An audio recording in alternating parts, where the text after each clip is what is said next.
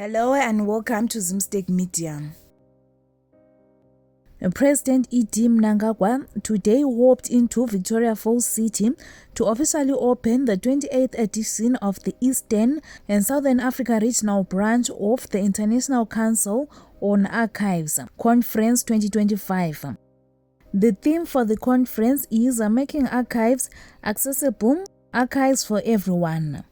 It is said that Africa and Zimbabwe in particular suffer from migrated or fugitive archives, a reference to bodies of information, textual records, documents, visuals and sounds, which are spirited at different stages of African history to conquering nations and are no longer physically available or accessible to creators of those information bodies.